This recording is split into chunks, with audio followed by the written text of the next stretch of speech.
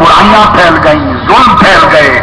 بدی پھیل گئی، خیانت پھیل گئی، لوٹ مار پھیل گئی، کرپشن پھیل گئی، جب گناہوں کی کثرت ہو گئی تو ان کے علماء نے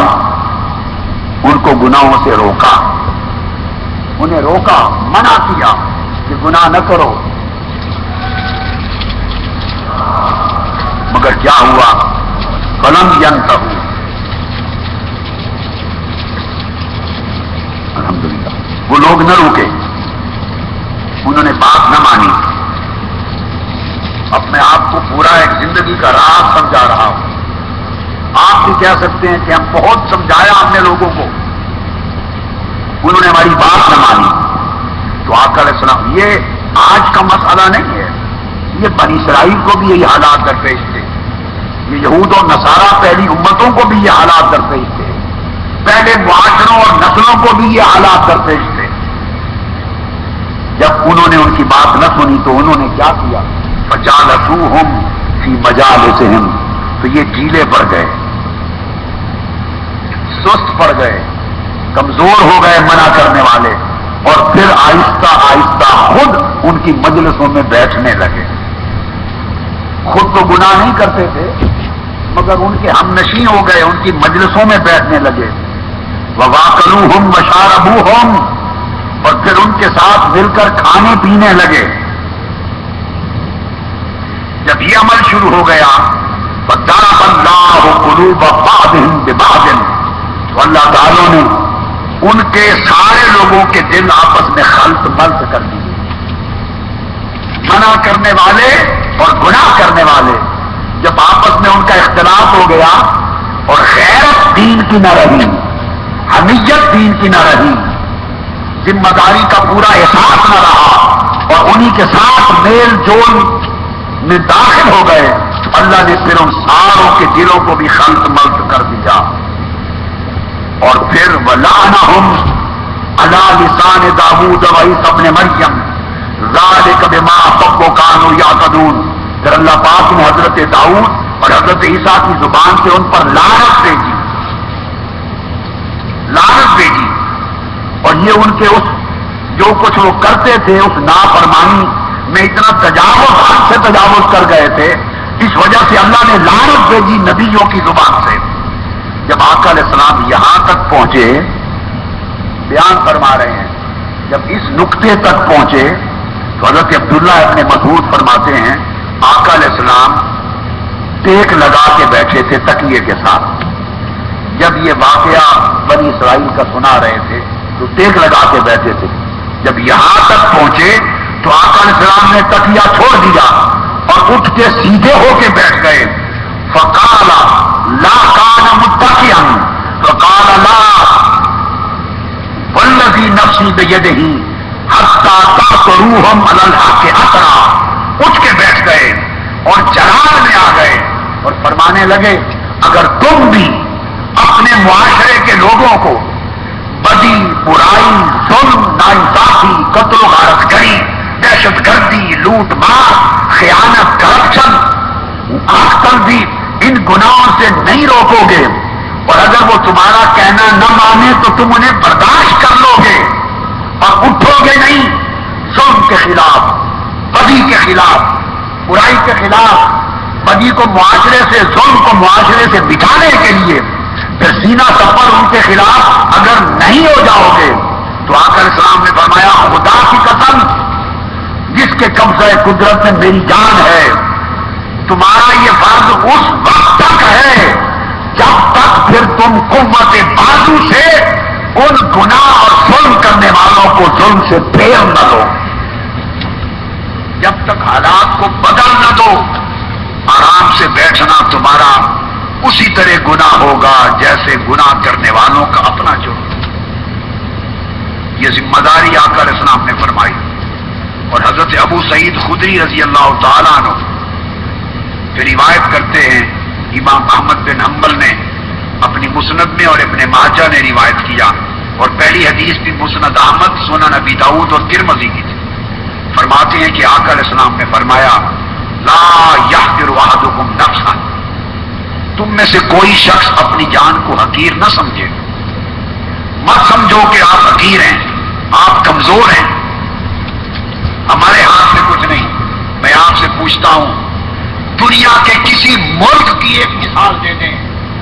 किसी एक मुल्क की जहां अमीरों की जरूरत हो इनकलाब। बोलिए, इनकलाब तारीख में कभी अमीरों की जरूरत नहीं रहा। इनकलाब वडेरों की जरूरत न था न है, जागीरदारों की जरूरत न था न है, जालिमों ताकतवरों की जरूरत कभी न था न है। हर पैगंबर जब दावत इनकलाब लेके उठा तो कुरान को पढ़िए, वकालल मलाउल्लज़ीन कफरू, उस सोसाइटी के वडेरों ने उसको कहा कि हम तुम्हारी बात नहीं मानते। सोसाइटी के सरदार उसके खिलाफ जमा हो गए, सोसाइटी के जागीरदार वडेरे सरमायादार जमा हो गए। कभी भी किसी पैगंबर की दावत पर वक्त के फिरौन ने लब्बैक नहीं कहा, वक्त के कारून ने लब्बैक नहीं कहा, वक्त के हमान ने लब्बैक नहीं कहा, और कभी हुसैन की दावत पर वक्त के यजीद ने लब्बैक नहीं कहा। भाई जो लोग ताकतवर हैं, फासिक हैं, फाजिर हैं, वडेरे हैं, जिनके हाथ में माल और दौलत है, लोगों की इज्जत से खेलते हैं, खून से खेलते हैं, उनकी तो पांचों की में है, उनका तो कुछ बिगड़ा नहीं। वो इनकलाब के लिए अपने आप को तकलीफ में क्यों डाले? तब्दीली इनकलाब उनकी जरूरत न थी, ये हमेशा गरीबों की जरूरत थी, कमजोरों की जरूरत थी, मुताजों की जरूरत थी, यतीमों की जरूरत थी, गुलामों की जरूरत थी, हमेशा कमजोरों की जरूरत रही इनकलाब। तो आका अलैहिस्सलाम ने फरमाया, तुम लोग अपनी जान को हल्का न जाना करो कि हम गरीब हैं, कमजोर हैं, मजदूर हैं, मेहनतकश हैं, तालिब इल्म हैं, उलमा हैं, इमाम हैं, खतीब हैं, हम ताकतवर लोग नहीं, हम कुछ नहीं कर सकते। नहीं, आकर सामने फरमाया, खबरदार, अपने आप को हकीर, कमजोर और हल्का न समझो, तुम ही ताकतवर हो, तुम ही ताकतवर हो। कुरान तुम्हें ताकत देना चाहता है। इनकलाब मुस्तदफीन की जरूरत है, मुस्तदफीन जहां की, तुम ताकतवर बनो। आका ने फरमाया, कमजोर न समझो। अब सहाबाए कराम ने पूछा, कालू या रसूल अल्लाह, कैफ यहकिरु अहदुना नफ्सहु, हम में से कोई शख्स अपने आप को हकीर कैसे जान सकता है? हकीर, हम कैसे, हम में से कोई शख्स अपनी जान को, अपने आप को हकीर जानेगा? आका अलैहिस्सलाम ने फरमाया, जवाब सुन लो, काला यरा अमरन लिल्लाहि अलैहि फी मकाम सुम्मा ला यकूलु फी, अपनी जान को हकीर वो शख्स समझता है जो देखता है बदी हो रही है, बुराई हो रही है, गुनाह हो रहा है, जुल्म हो रहा है, उसको देखे और उस शख्स को अल्लाह का हुक्म भी मालूम हो कि ये गलत है, ये गलत है, ये गुनाह है, ये जुल्म है, इसको रोकना मेरा फर्ज है, ये भी मालूम हो, और फिर भी चुप रहे, फिर भी चुप रहे, खामोश रहे, उसके लिए जुबान और अमल का जिहाद न करे, उसके खिलाफ न उठे। तो फरमाया, जब वो चुप रहेगा तो इसका मतलब है उसने अपने आप को हकीर जाना, और उसका क्या हश्र होगा? फयक़ूलुल्लाहु लहू यौमल क़ियामा, क़यामत के दिन जब वो शख्स हिसाब व किताब के लिए पेश होगा, अल्लाह रब्बुल इज्जत उसको फरमाएंगे, मा मनाका अन तक़ूल फी कज़ा व कज़ा, ऐ चुप रहने वाले, ऐ जुल्म को देखकर चुप रहने वाले, ऐ गुनाह को देखकर चुप रहने वाले, अल्लाह के दीन से होती हुई बगावत को देखकर चुप रहने वाले, गरीबों पिसे हुए मुस्तदफीन कमजोरों पर जुल्म और जबर होते हुए देखकर,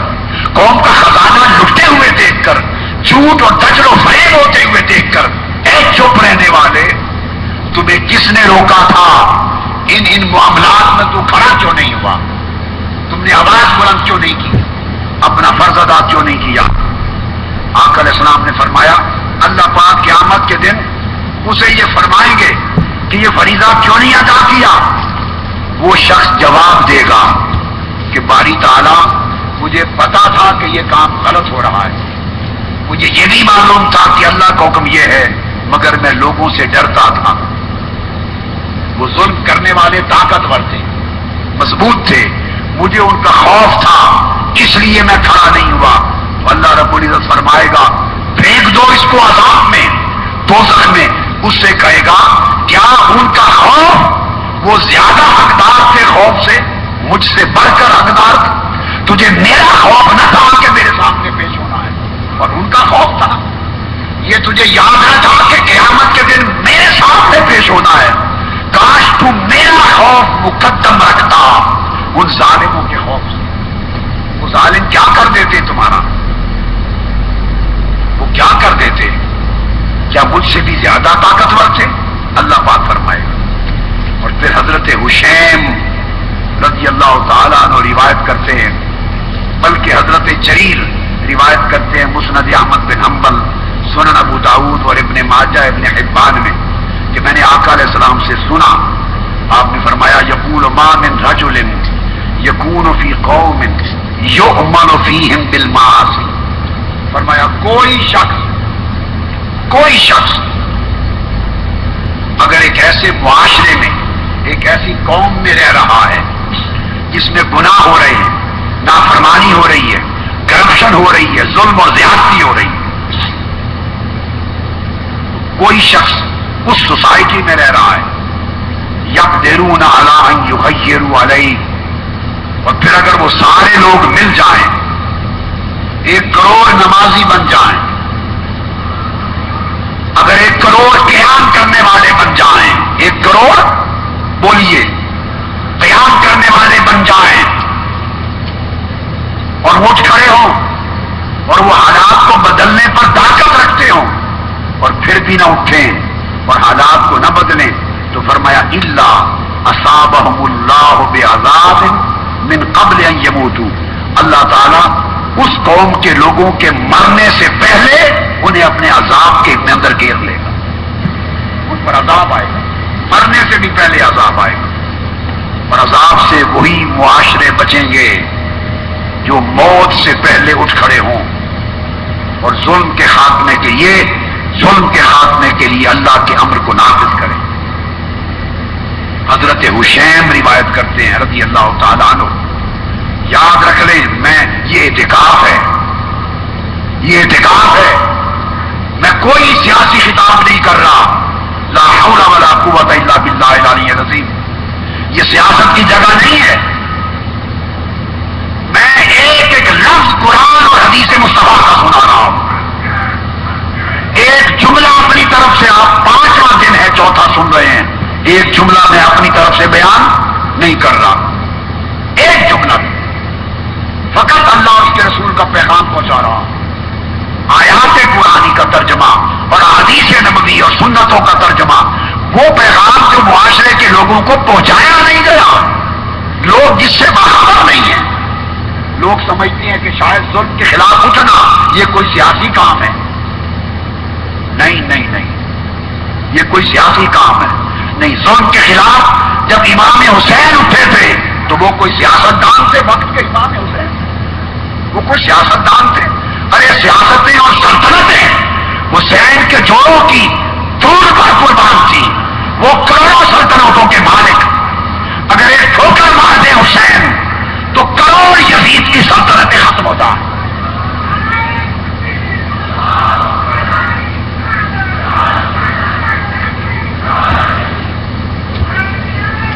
اور میں جب سب کو کہتا ہوں کہ بھائی پورے جوان اور بیٹے بھی جائیں، حق کی سربلندی کے لیے اٹھیں، اور بہنیں بیٹیاں بھی جائیں، یہ سنت حسین ہے۔ جب امام حسین جاتے ہیں حق کا سر کو سر بلند کرنے اور ظلم کا راستہ روکنے کے لیے، تو سیدہ زینب سے لے کر سیدہ سکینہ تک ساتھ لے کر جاتے ہیں، اور امام زین العابدین سے لے کر علی اکبر و علی اصغر کو ساتھ لے کر جاتے ہیں۔ یہ شیوا ہے تاجدار کائنات کا، خاندان نبوت کا، صحابہ کرام کا، اس لیے کہ یہ ہر ایک کا فرض ہے، ہر ایک سے پوچھا جائے گا، مرد سے بھی اور عورت سے بھی، جوان سے بھی اور بوڑھے سے بھی، ہر ایک سے پوچھا جائے گا کہ تمہارے سامنے ظلم ہوتا رہا، گھر گھر میں بیٹھ کر چولہے پر تو برا بھلا کہتے تھے، مگر باہر نکل کے اس ظلم کے